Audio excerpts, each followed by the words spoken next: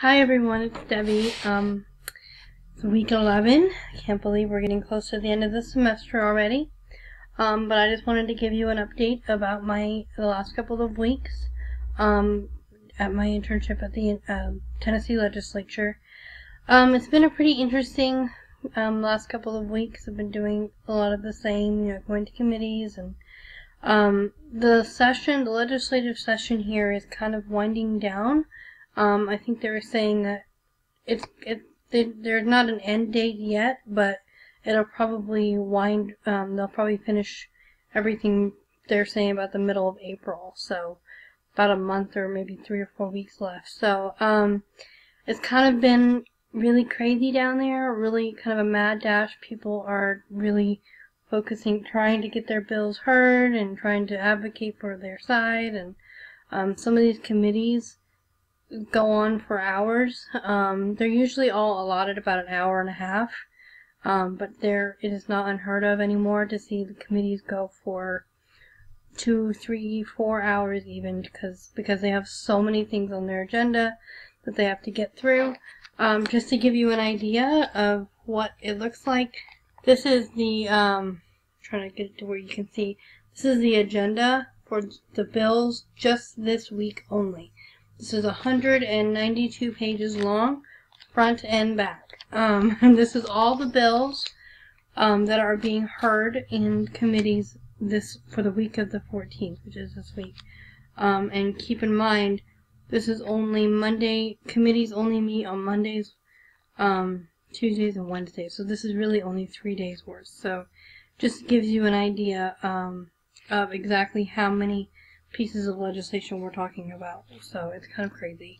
I kind of observed this week that, our process of how our laws are made and these bills and how they're heard, because there are so many pieces of, so many bills, literally hundreds and hundreds, that sometimes when you're sitting in the committee and they're voting on it, it doesn't seem like the legislators, some of them, if they're not sponsoring the bill, or if they're not, personally invested or really impacted by the bill, they just vote yes or no kind of based on whatever. They don't really know what they're voting on.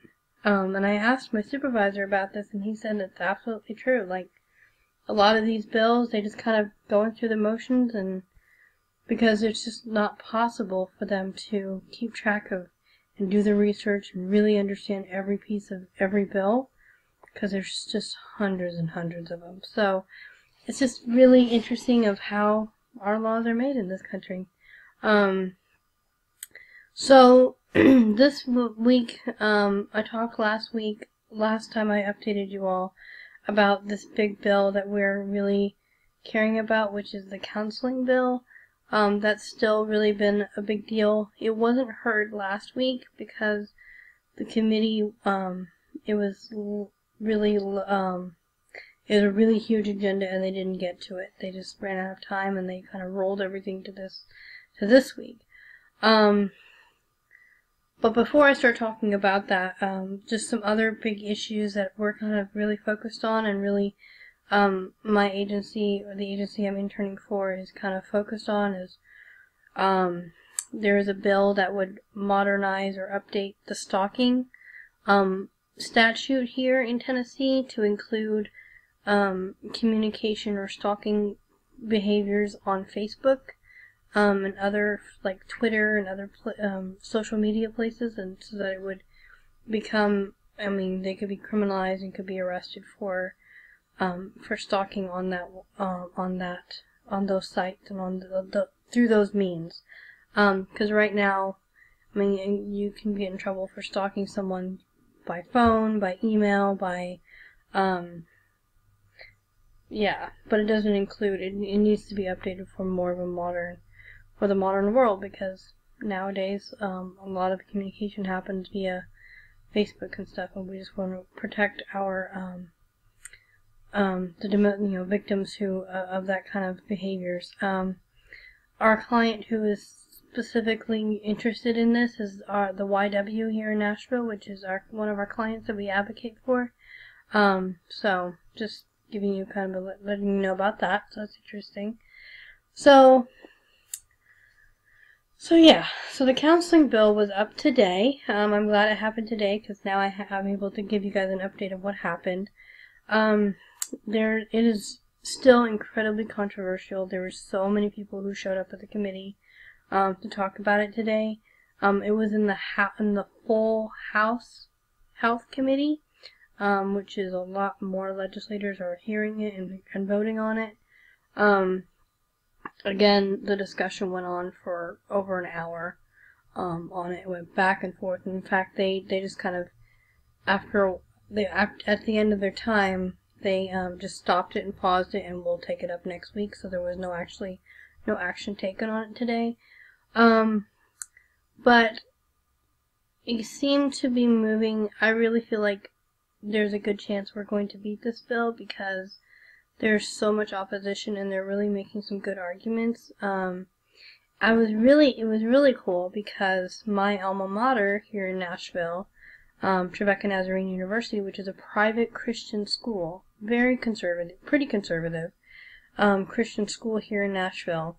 Two of their counselors, marriage and family counselor and then another counselor, actually came and spoke in the committee, testified in the committee against the bill. So it was really cool to kind of see some people from my alma mater really speak in opposition to the bill. And again, their argument was, our our code of ethics already provides for people to be referred if they find that it's not a good fit.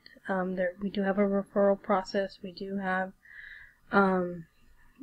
ways that clients are referred to other people if we can't find that we can't work with them for whatever reason. But it's not based solely on a religious belief. It's more of just if it's not a good fit or best for the client, that we can't really, we're not the best person for the job kind of thing. But always with the client in mind first. So that was kind of the argument, and it seemed like more of the legislators were kind of listening. One representative who kind of seemed more in favor of the bill last time, he kind of